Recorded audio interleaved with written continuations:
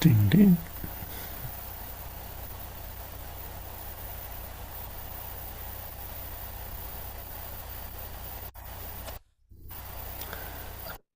Good morning. Good morning. I thought I was going to be late. No, you're first. Yeah, I see. How bizarre.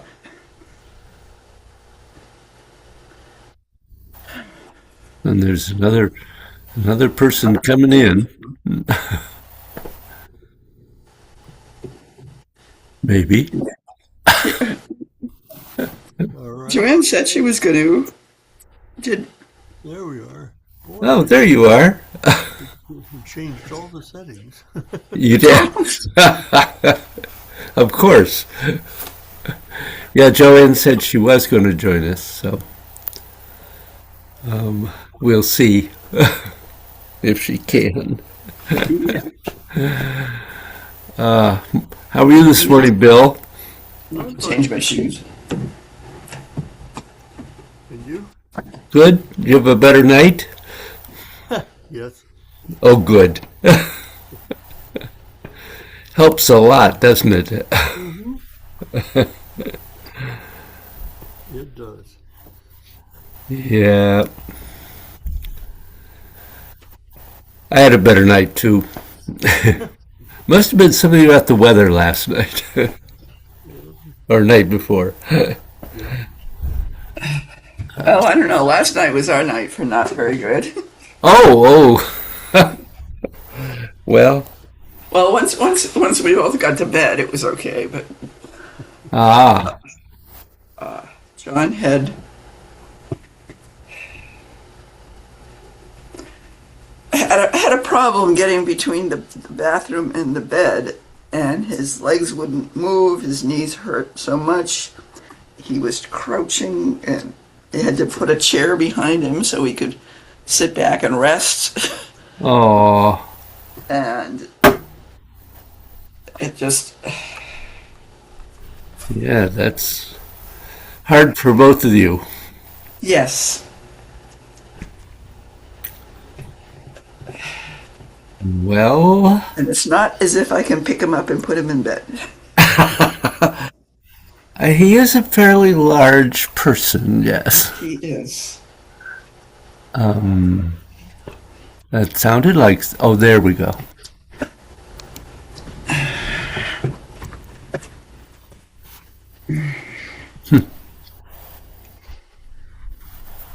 It's Bill. Okay. Let's make this full screen.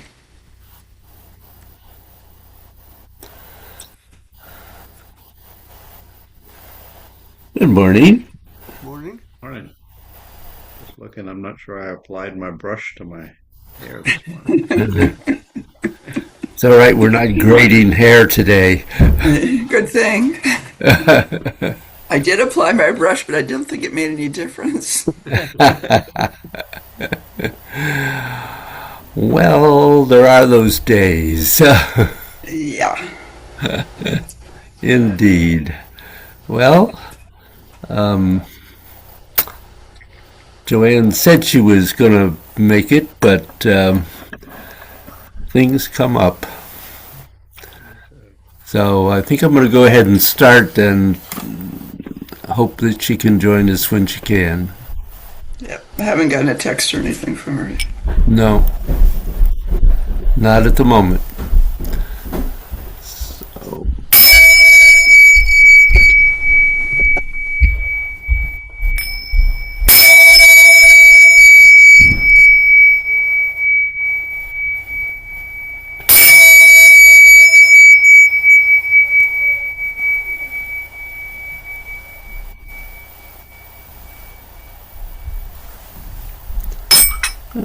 okay.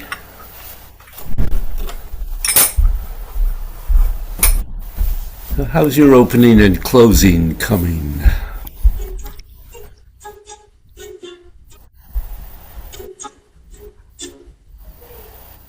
I, um, yeah, I think it has sort of changed.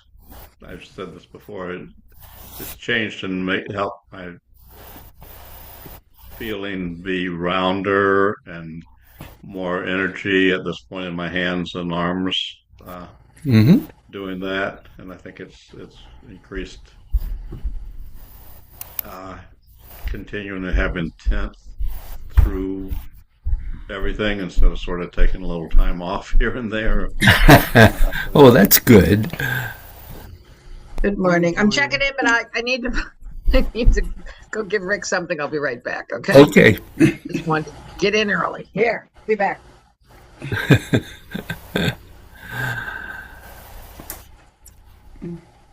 Carol or It may the other? have, it may What? have gotten me started a little bit uh, from a twisting to spiraling feeling, if I'm interpreting the feeling right. Ah, well, spiraling moves from one point to another rather than just around and around. So, good. Bill or Carol? It's coming slowly, Yeah. but the combination of particularly the opening that I can sense, and as Bill said, twisting, is seductive. It feels good. So that's something to look forward to. Okay, good.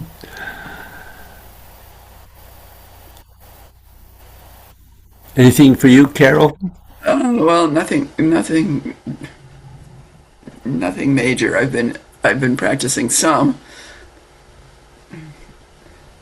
John's been having a somewhat of a crisis, so Oh, I've been wrapped up in that. sure. Um,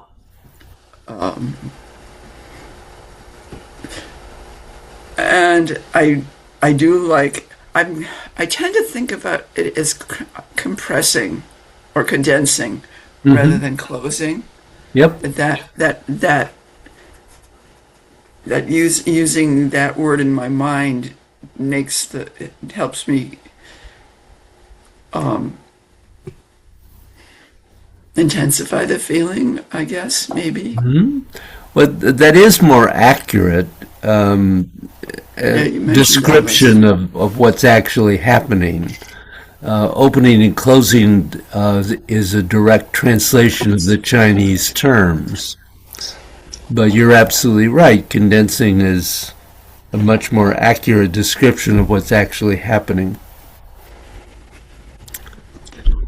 Good. Joanne, we were just discussing whatever was happening in opening and closing the wrist and hand and fingers, if anything. What should be happening? Okay. I don't know if you've had time to work on that or not. A little bit. A little bit. Yep, I did read. Yeah, because I wasn't in class last week. I did read it and do a little work on that. And I Good. have done work on that before, Yeah. so I'm working on recall, making sure I'm kind of Okay. strengthening the recall or whatever. Yeah. Good. Well, so if we look at pulsing the elbow, you have a number of things to consider. At the most beginning level, what we're looking at is what your elbow is that your elbow has this motion. It just has that extension and, well, bending and stretching. But the way in which you get an elbow joint to pulse is that first you have to open the elbow joint slightly and then continue the movement. Then by making it go back and forth, you actually pump the chi or energy that flows inside the elbow. So you don't do it from a completely slack joint, because that will not open and close the elbow joint. That will be like it's just an hinge, and the hinge is just moving on a fixed point. You first have to open the elbow joint, and then begin to do opening and closing. And that opening is about 30%. It might be a little more, a little less, it really doesn't matter, but you have to open it slightly. Now we're going to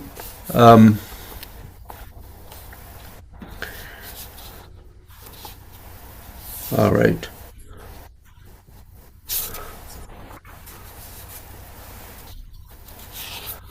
So I want you to, we can do this seated, of course. You can do just one elbow, or you can do two.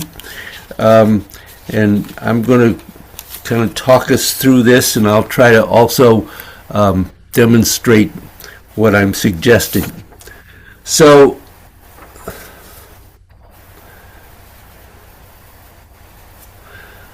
these are the same principles that we're going to work with that we used on the other joints.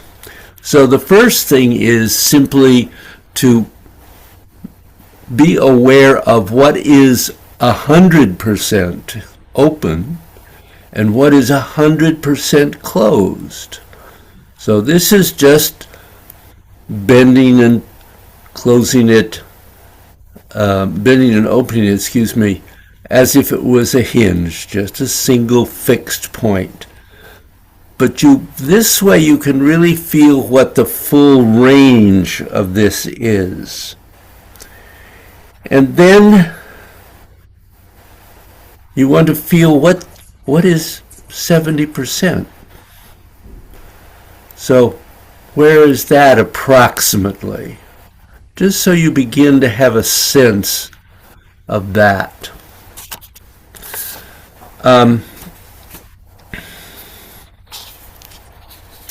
So we have to open the joint first if we're going to look at pulsing the elbow. And so there are two stages. The first stage is that you just have to get your mind inside your elbow. So we talk about having our mind inside our body, but now we're going to be really specific and get your mind to be inside your elbow. So to open and close your elbow, you have to do this, you have to open it very slightly, because the open and close of the joint is different between when the joint is open and when the joint is neutral or floppy. So you have to get the mind inside the elbow. So the first thing you have to do is to start pulsing the elbow. But first, you have to just find how can you allow the elbow to open 30%, approximately. Just so that you have opened the joint and it's not just a fixed point.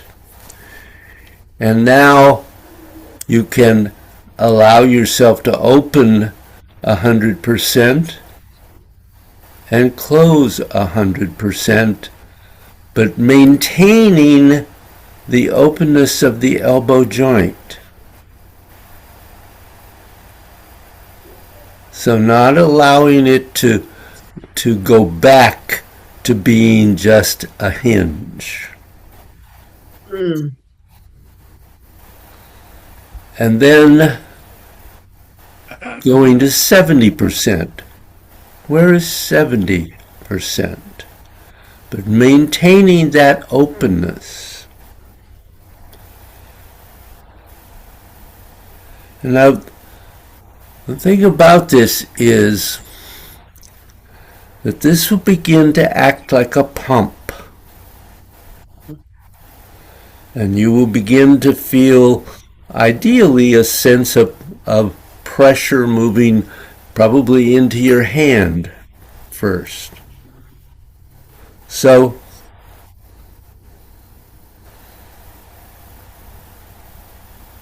the feeling should be very different from what it was when you were just doing it as a hinge. Because now you're pumping the fluids inside the joint.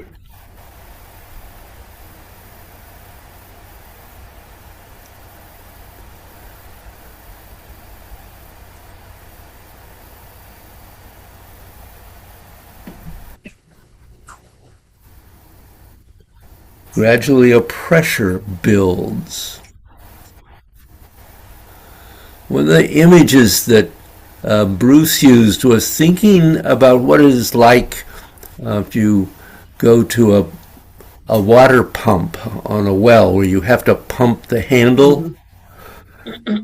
If you pump the handle a couple of times, the pressure builds and then the water flows out. Mm-hmm. So the same thing is happening here.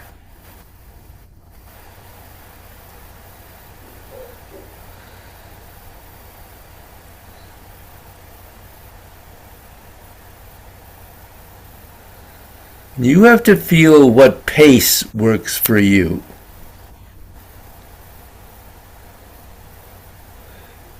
I will say that too fast is not necessarily a good idea. And the range could be eventually very little. You can actually do this with a very small closing and opening. As Carol said, condensing and releasing. Or it can be larger.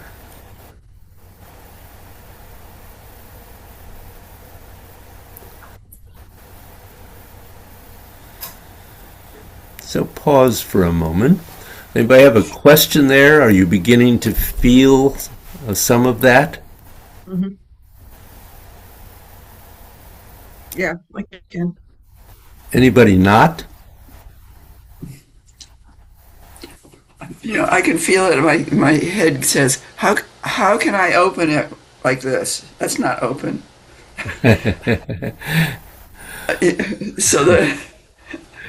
So you mean the very first 30%?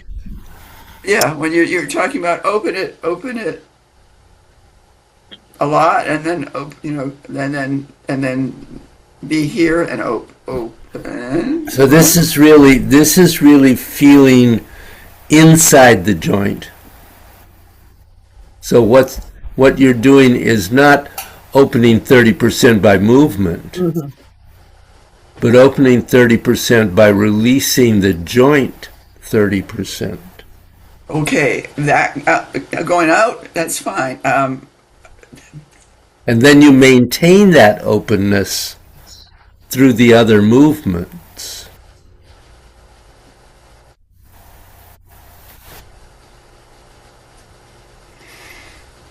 Yeah, Okay, I can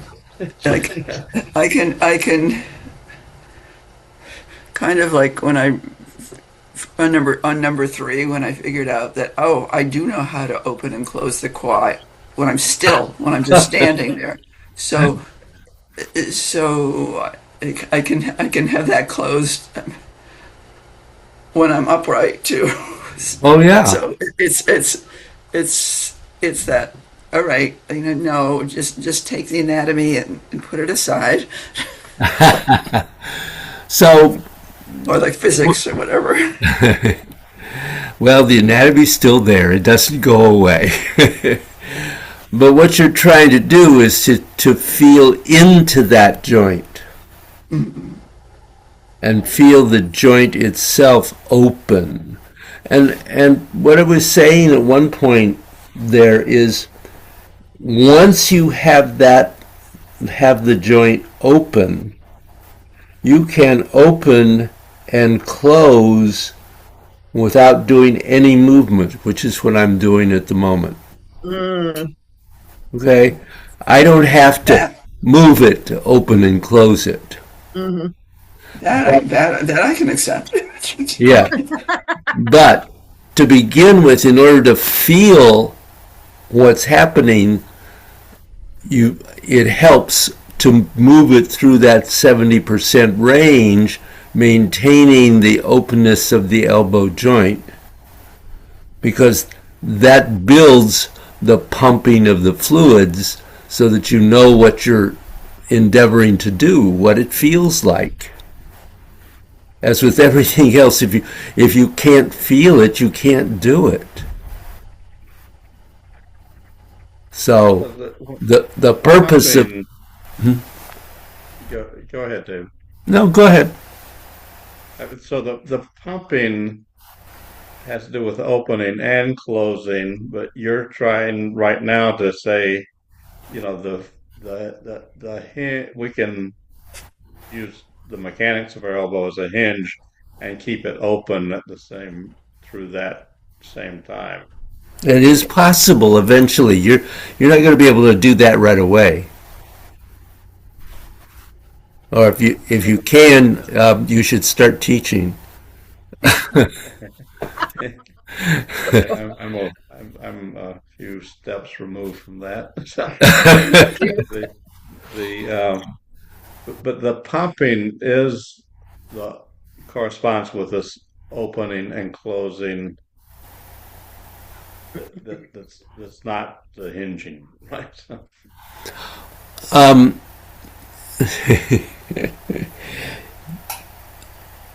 the opening and closing ultimately is causing the movement. And it can be what I admit what's really confusing is that the movement is not required to open and close. So it sounds like I'm saying two opposite things, but it just, when you practice to the point where you can open and close the elbow joint and feel those fluids pump into the hand and the shoulder and the rest of the body, you don't necessarily have to move it.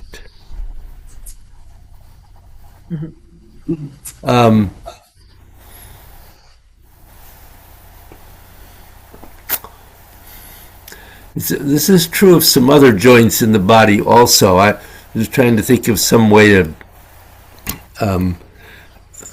for instance, at the beginning of the Wu style, the first posture is just opening and closing, and that can be no movement at all.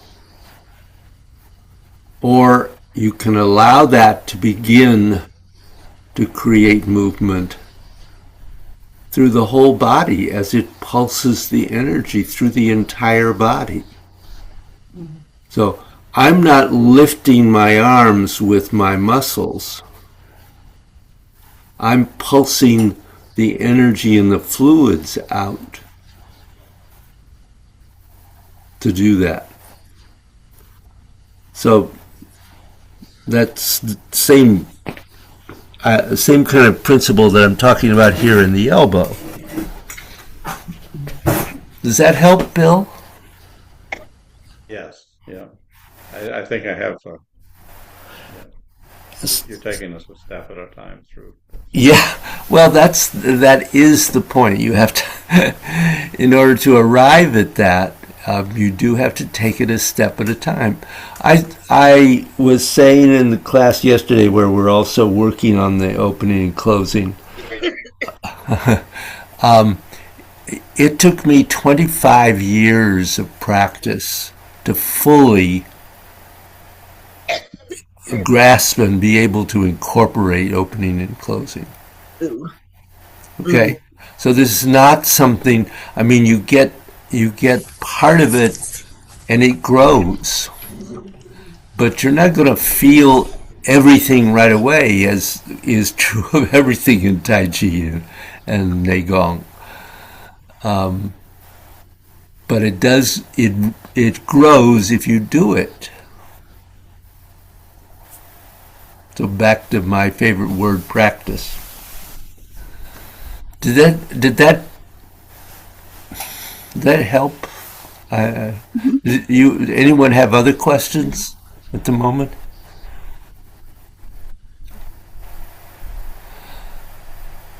It is so much easier to start feeling these things in the hand just because of the Yeah. anatomy of the hand versus getting back to these Yeah, bone joints and bigger hunks of ligaments and everything. yeah.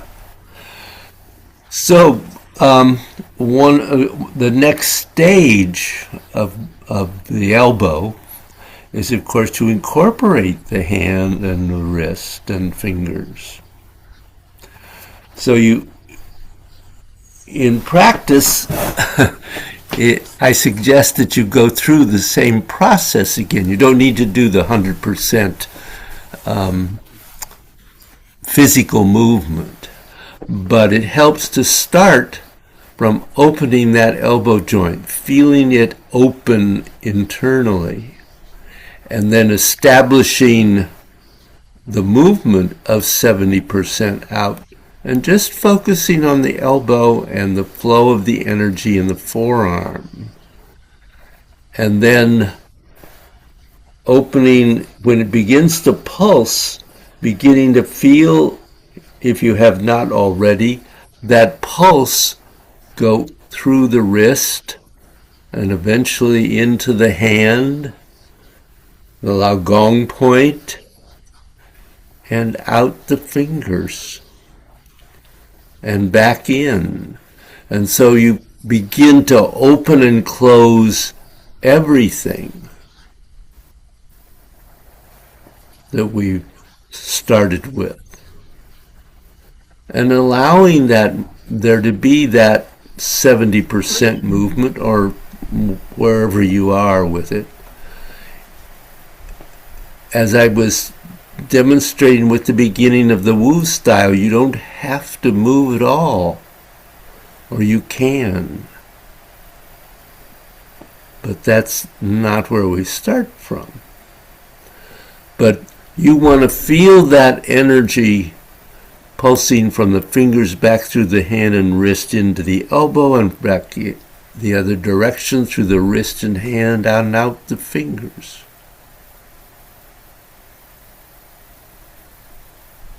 So that you establish that flow.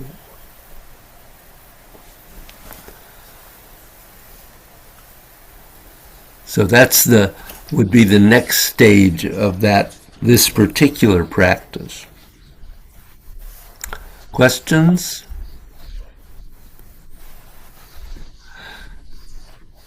Actually, I found that adding the wrist, hand, and fingers was helpful.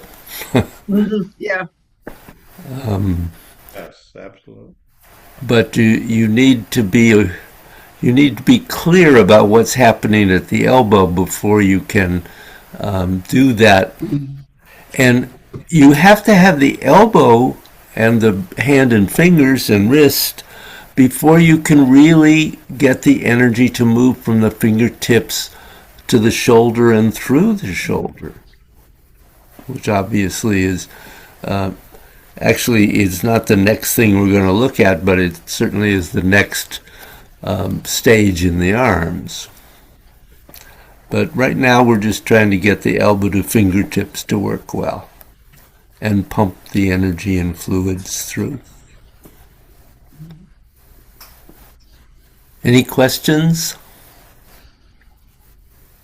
No, but I think it is sometimes hard to, yes, it's important to focus on a part of the body, but it's also sometimes hard to isolate when you've already kind of done. Like I immediately was going up to my shoulder. Yeah. Well, one of the problems here is that everybody hasn't done the same training. At the same, we're at, yeah, different places. Yes. So some of you will be have a fuller awareness right away, and some will not, and that's true of everything. I mean, it's not. Yeah. That's just the way. That's life. Yeah. I mean, I had one student not long after I began to teach, about 5 years or 6 or 7 years into it, who literally fully learned the yang long form to the point where he could begin to work on internal aspects in I think it was about 3 or 4 months. Um, You showed him something once and he could do it. So some people have that and others of yeah. us don't, and I'm one that doesn't. Yeah. So I have to practice, Yeah. but practice works. So if you find that you're looking for another way to practice these things, I was going to suggest again going back to the good old dynamic sphere, because it's a nice repetitive movement. It allows you to use both arms one at a time, and it is taking you through the stages of opening and closing. That's what's happening in the Chensijin. So, and also in case any of you have forgotten, when we look at that practice from the standpoint of Master Joe's 8 gates practice, there are over 100 variations of the dynamic sphere. And when you really get into using that, it's an incredible practice, and you learn a lot. But just using it in its basic form gives you a nice, simple way to focus on these elements. It's simpler than God's, although we want to do it in God's and any other form you're working on. But I was going to suggest let's do a little bit of the dynamic sphere, trying to see if you can open the elbow, hand, and fingers as you do this. Okay?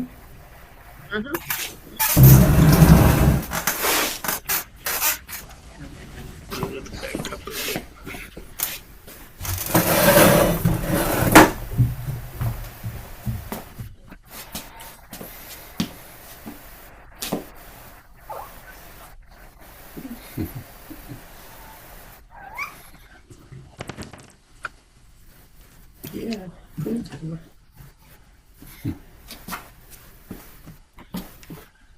I have a cat helping me.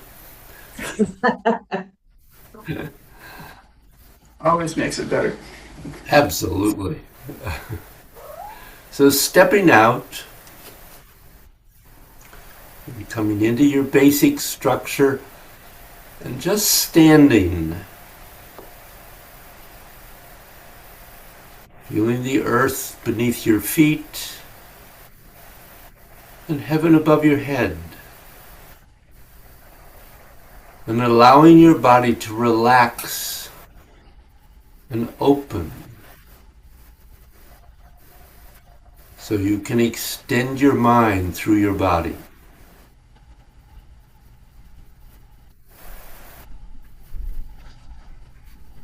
Particularly through your elbow to your fingertips.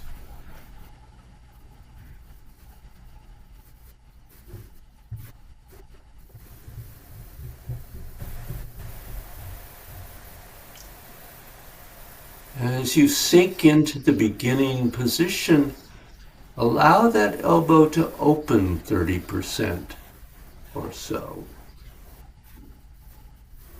But actually at the same time, you're also closing.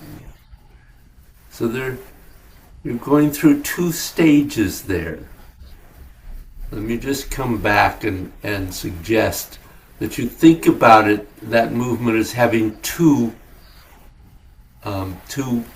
stages, two parts of the movement. So you have it opening 30% and then closing. And opening and closing.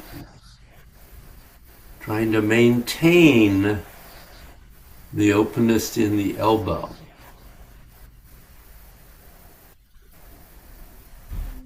But beginning to feel that pulsing begin to happen. As the fluids go out and come in and go out again. All the way through the fingertips, all the way back into your elbow. Feeling the chi move out. And in. And remember, this is all happening in the other arm at the same time. Don't let it go dead.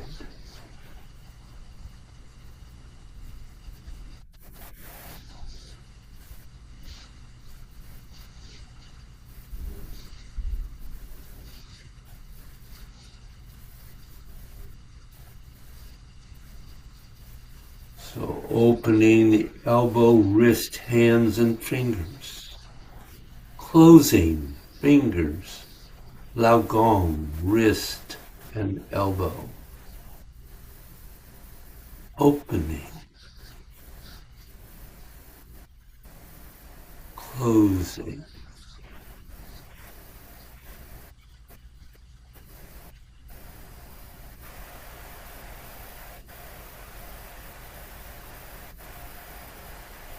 Not letting the elbow lose that basic little bit of open, so the fluids can move through, so the chi can move through. As it releases in and pulses out.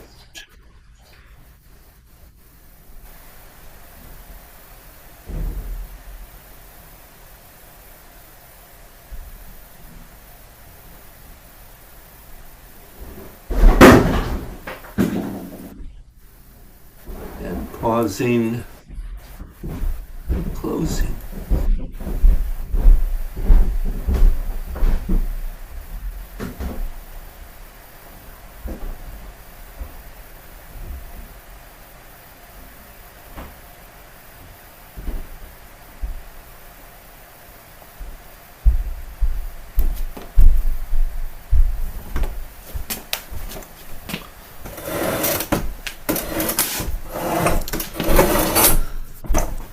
So could you begin to feel something happening in that?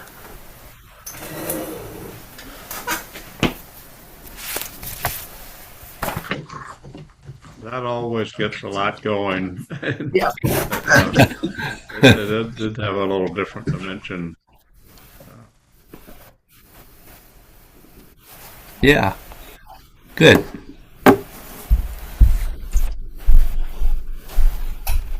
Anyone else have a comment?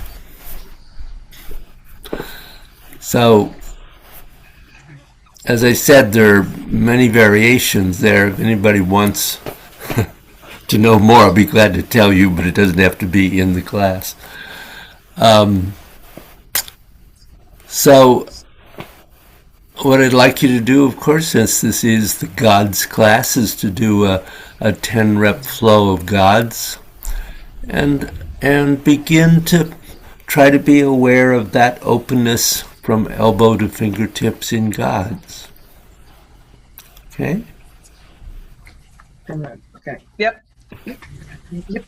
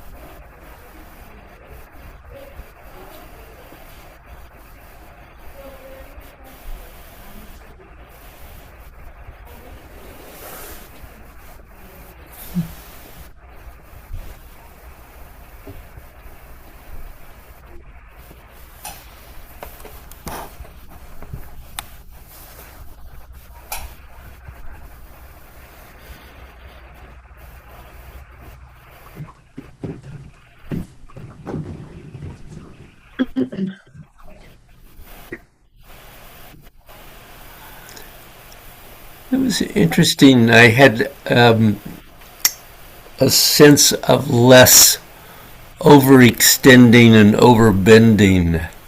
Hmm. Yeah, I was going to say. What? I was going to say for me, the focus on keeping from the elbows through the fingertips open seemed to have referred to the rest of my body. It does. And there was less muscle. I'm at the very beginning, so Yeah. very difficult to know where, well, impossible to know where I'm going, but how far along, difficult to know how far along I am. But I was thinking back, my goodness, 6 months ago, my movements were so different. Um, Good. so much more muscular. Yeah. Growth. Good. Anyone else have a comment at the moment? I was struck by when you started and when we were doing the initial exercises of the of moving the arms and the elbow. We're doing it basically kind of in one way, but throughout this, our arms and our elbows are in different places, right? So at different times, particularly at 3, right, when your elbows are going out more, it's just really kind of feeling the energy differently in the different postures. In a way, I don't think I had so much before. Good. Yeah, we'll look at that some next week. Good. But you're absolutely right. Absolutely right. For me, three was especially full Yeah. of energy. It was just. Oh, good. It was full is the best word for it. Yeah. It is. It's interesting. But 3 ends up being a pretty powerful movement, doesn't it? Oh, yes. Yeah. Good. I'm going to say even 7.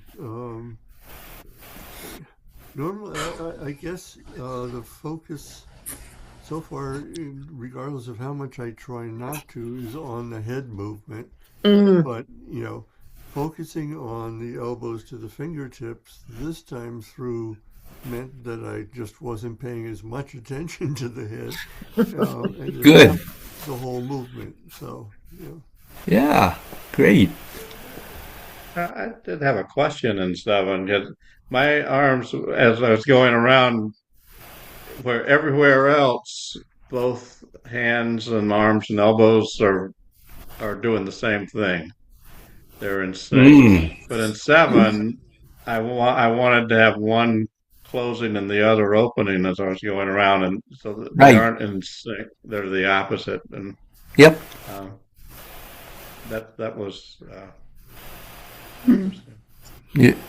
Good. It's absolutely correct, Bill. Very good. Which, of course, complicates 7 a bit, but It's complicated to begin with. yeah.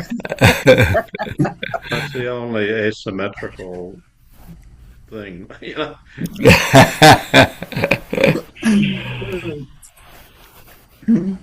Good. Okay. Good class, guys. Yeah. So try to practice as much as you can, and I look forward to seeing you next week. Thank you. Yeah. Have a good week, guys. Yeah. have a good week.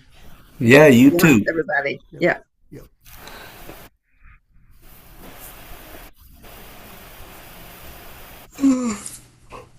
Do it. How you doing, Joanne? It's been a hard week. I kind of had that feeling. I mean, to get a call, 10 minutes of 11 at the night before, last Tuesday night, that John had died, that he was found dead in his apartment. Yeah. We think it was some sort of respiratory problem because he'd been struggling with some health issues since, he went away. He's our War Resisters League rep to War Resisters International. And he talked a lot when he came back from the big international council meeting in late November, how hard it was to keep up with everybody physically. And that's not like him. I mean, he's not like a big energetic guy anyway, but he yeah, and I don't think he ever quite recuperated. And then a couple of weeks ago, or maybe even a week before he passed, he told our other coworker that he thought maybe he had walking pneumonia, but he never went to a doctor. Oh, So I think it just got the best of him. yep. I think that's, kind of what happened. Yeah, that's hard. And he could be a recluse anyway. So, I mean, his MO was kind of like not to answer the phone all the time, or, kind of like been that for decades, to be honest. So at first we weren't particularly worried, and then, then people were. So, yeah, and then I besides the grieving, I had to call people. I was the main contact. I was the first one called in War Resisters League. So, contacting people and writing, helping to write the obituary, and et cetera, et cetera. It's all. And then people keep posting pictures, wonderful pictures, kind of like, oh yeah, John and I at that game that we, I mean, he's been very active and very involved for a decade. So then you kind of forget how much your lives are woven together, Yeah. in so many ways, So yeah, it's been a hard week. But I've been trying to get out the thing about Rick. But the good thing is that the PET scan did not show any spreading of melanoma. Nothing has kind of entrenched itself elsewhere. We don't have to go back and have CAT scans every 6 months. And he does have to. I got a call yesterday, but my sister was here and I missed it. That he needs to have some ultrasound on one of his lymph nodes, because that was what they couldn't get at because they couldn't do the anesthesia. But other than that, I mean, we're still struggling. Well, the in cognitive, impairment is still pretty much there. I mean, there are some things he's become better at and more independent about, again, and other things he's totally confused about. So, so that's May 19th. So, and I don't expect to get a lot of answers at that meeting, but at that, the first appointment, but at least at least we'll be on the way. Yeah. Who's this? Oh, with Dr. Kolakowski? Dr. C, the same doctor you said John goes to. Yeah. But I mean, I made that appointment in February. Yeah. And when I first called, they said July, and I gasped. And then she said, oh, wait a minute, we just had a cancellation this morning. And so I got that. That was May 19th. So that was almost 3 months. Yeah. That it took. And other people say, oh, I waited 6 months to a year. Some people have told me that, depending on where they are, which is horrifying because that's the main thing in the way right now. So yeah. Anyway, step by step. Yep, that's all we can do. That's all we can do. Yeah, right. People have been great. I have too much food right now, so I have to figure out when I can start freezing. We had a big because my sister and her husband were in town, and Rosina's been working with me, so we just had a big taco dinner last night. And of course, everybody gives us all the leftovers of everything they brought. And so I have that and the leftovers from the other day. And somebody's coming by with a lentil loaf this afternoon. Like, oh my God. I'm not really complaining, but it's kind of like, oh, now I have to manage the food better. I don't throw it out. Well, you're not going to starve. Job. Stop. Take a break, folks. Okay. Yeah. No, I did say, please don't bring food right now to a few people, just because. I couldn't keep up. And some things don't freeze well. Yeah. Some things just don't freeze well. So anyway, but step by step. He's doing the dishes now, so things like that. Oh, good. So he can do things, and he needs to do things. Yeah. He's still reading the paper. I'm trying to get him to read a few books because that'll just engage him more. But I don't know if he can. I don't know if he can do that. Rick. I remember when Frida's mom would just keep reading the same books over and over again, or the same chapter over and over again, Oh. So, it's not at that point by any means.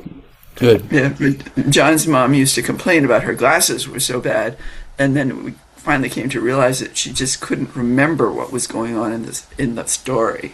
That's right. That's where Liz is at. Yeah, was at, right. She just couldn't remember. And then she had her favorite book, so she didn't have to read them over and over and over again, Around Ireland with a donkey, like she read repeatedly. Which is an entertaining book. She gave it to me actually at one point. So once I don't think she realized she'd read it about 12 times, but kind of fun to have. Anyway. Around Ireland with a donkey. Huh? Yeah. Do either of you need a book recommendation at the moment? Well, I don't. Sorry, but you can throw it at me. I love to hear. I mean, I read book reviews because I can't read the books, but I don't have time. What are you reading? Both Jane and I absolutely adored this book. It's What the Wind Knows. And it is about Ireland, about the... well, in that case. About Michael Collins and that really? that whole period. It's a fascinating story, both historically and personally what's going on. So we both think it's one of the best things we've read. Oh, really? So I throw it out. I will. Yeah. Is it a new book? I don't think it's terribly new, but I don't think it's old either. I don't really know, Joanne. No, I love that. I mean, that is one of the things I will put. Yeah, Irish history, and Seamus is kind of beginning to get more into Irish stories. Kind of realizing the magic of them all. So that's been fun because I inherited a lot of my uncle's library on Ireland. Good. So I was able to pull out some of some are more dry and adult, but maybe not dry. The Irish aren't really dry writers, but but it's just like what will catch his imagination. So that's been kind of fun. But Patrick spent quite a while living in Ireland, so we love to banter about the Irish history, and I grew up. Yep. Grew up in a very multi-generational Irish family, so steeped in the stories. Yep. Okay, so anyway, actually, back to Tai Chi. Back to Tai Chi. Obviously, everything we're working on applies to the forum too. I tried a little bit in the beginning of the first paragraph, but not so much this week. Yeah. That was exactly for me. The first week I did try a bit, and I think, I understand the need, as I said a little earlier, of just kind of isolating a part of our body, and then kind of to understand it better, to get it moving, to focus more on it. But also just trying to really do, whole body movement and whole body open and closing. And I do find that when I do Chansa-Jing, I do it in the walking way. And then I feel like I'm actually doing something with my lower body rather than holding up my upper body. It's just easier to do. And so I do think that my observation from what little practice I did do was just physically moving because in the flow does help with that. But yet, and you said this I think a few weeks ago, occasionally I'm like, what am I doing now? Or am I open? I contracting or expanding right now. What am I doing in a few of the postures? But just trying to do it a few more times to kind of get more into where am I? Yeah. Yeah.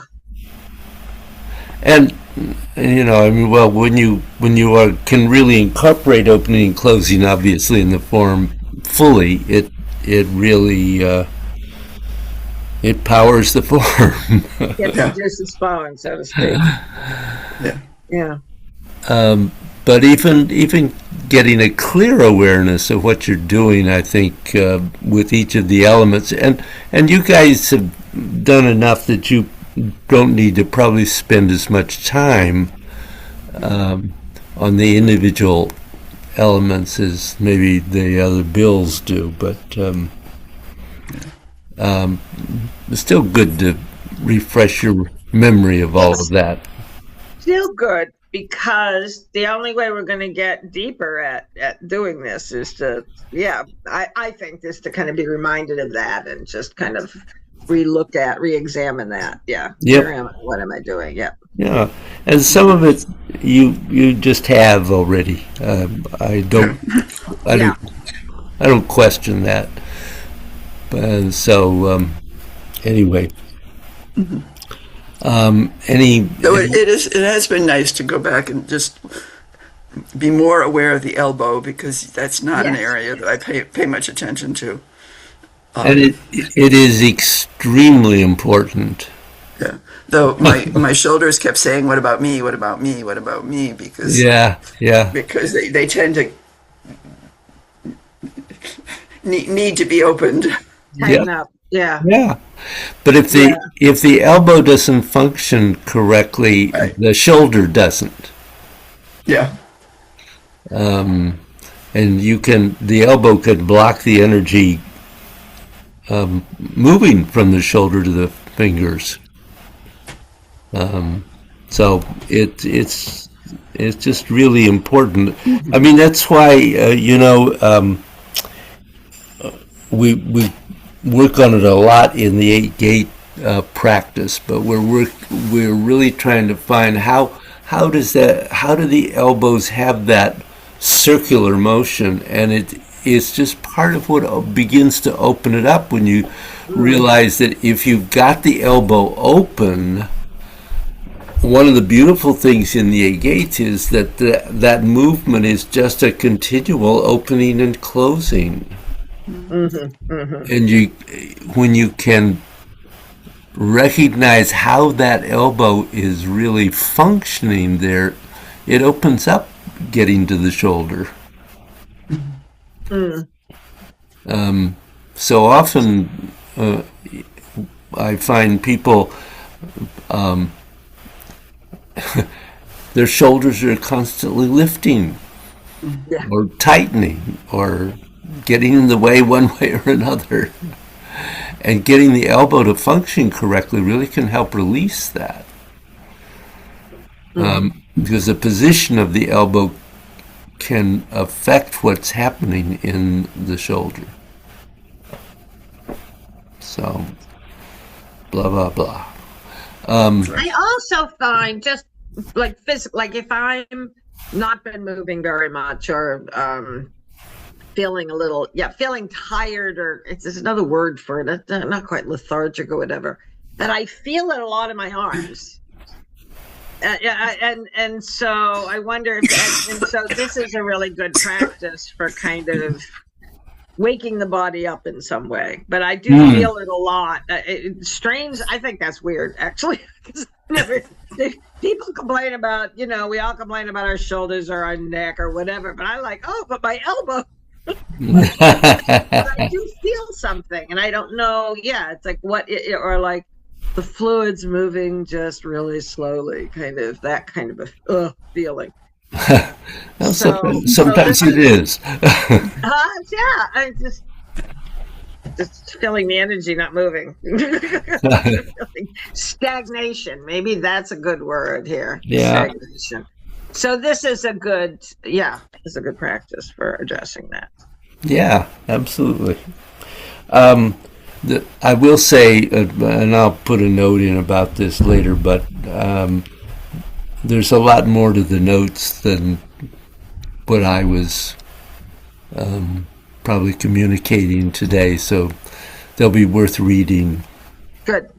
Yeah, I read find them very helpful. Yeah. Rarely get past a week without starting. Yeah. The next. Yeah. So, any other questions about the form? No. You just need to practice, and then we'll have more questions, maybe. Yeah. Yeah, and really beginning to examine are you clear about where each posture opens and closes? Yeah, I think that's, yeah. I mean, that was, I think, the question I posed to you, and Yes. I'll keep posing it because that's what I find, even in the 30 posture form. There are a number of places where people just have difficulty being clear about where opening and closing transitions. Well, they're all the same postures.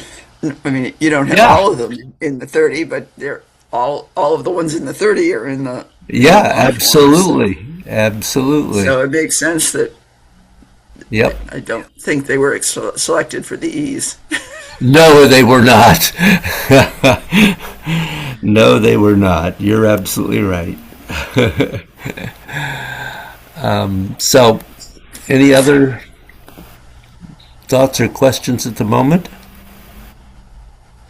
No, Okay. No, Thank we'll you. work on it. Thank you. Thank Good to you. see you both. Thank you. Good luck. Yes. Good luck with your partners. Thank you. Yes, thank How's you. John doing? How's John doing?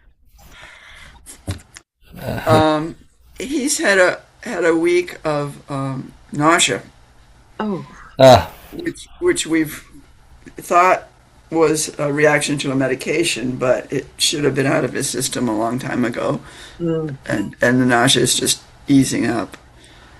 And so of course he hasn't been eating much of anything, and so he's getting weaker and the spirals. Yeah.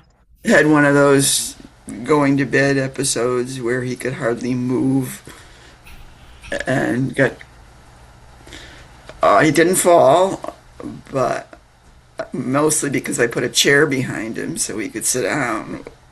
It's just quite distressing. Yeah. So I signed up to take the safe driving class at Montville Senior Center today, but it's a 4-hour class, and I really don't think I can leave him for 4 hours because I'd have to get him up now because his shoulder got bunged up so he can't move his right arm much, so he can't even dress himself right now. So Wow. he's needing more care, Yeah. which is making it hard for me to take care of myself. Yeah. Absolutely. So Yeah, I think it's it's one reason I'm not in class. Yeah, 4 hours is a long time. Yeah. yeah. I mean, it's only at the senior center, so it's 10 minutes to get there, but Yeah. But but yeah. and the timing is such that if I leave him in bed, he'll be in bed at 4 when I get back. So that's not that doesn't get any food into him, Yeah. Right. Yeah.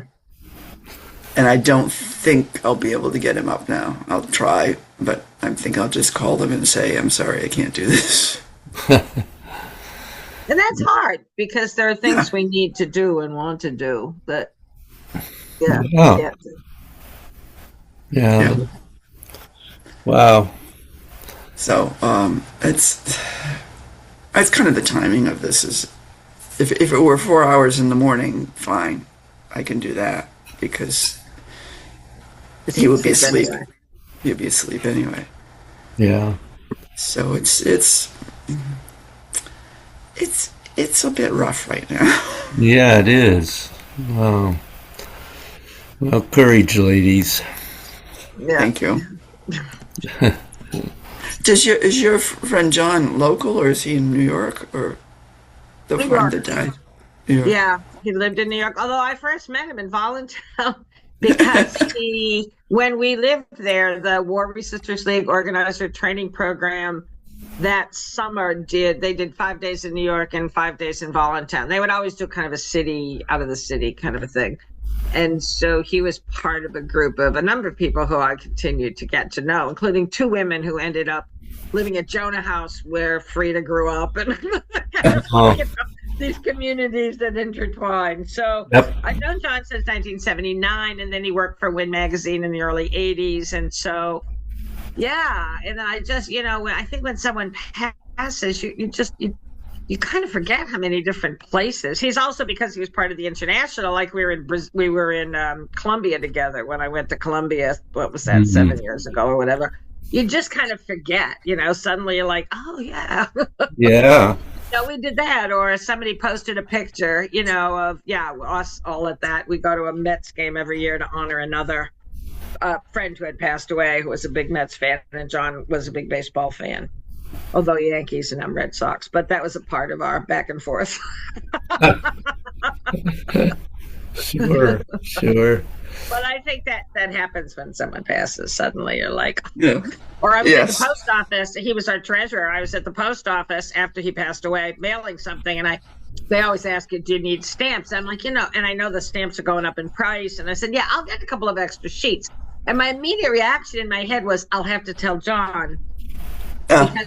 Because we would report I have a credit card, I have a WL credit card, but if there's any expense that wouldn't just be, these are the packages I sent from the store. And you keep doing those kinds of things. I remember when Doreen died, John doing that a lot. Yeah. It's just kind of like, oh, whoops. It'll take a while. Yep. Indeed. So Well, have as good a week as you can, ladies. I'm going to try. I am doing it. I am getting, the kids are coming on Saturday, so I can go do a nonviolence training on Saturday, because those are the kind of things I just need to do every so often. But they're long periods of time, and it's like 4 hours, but it's in Hartford for 4 hours. So then you add a couple of, and then you have to add the driving time and you're the trainer, so you have to be there early, stay a little late. So. Yep. Luckily Saturdays we'll figure that out. Yeah. But but you limit yourself a lot. Absolutely. Yeah. Anyway. All right. Take care. Okay. Take care. Bye. Bye-bye. Wrong one.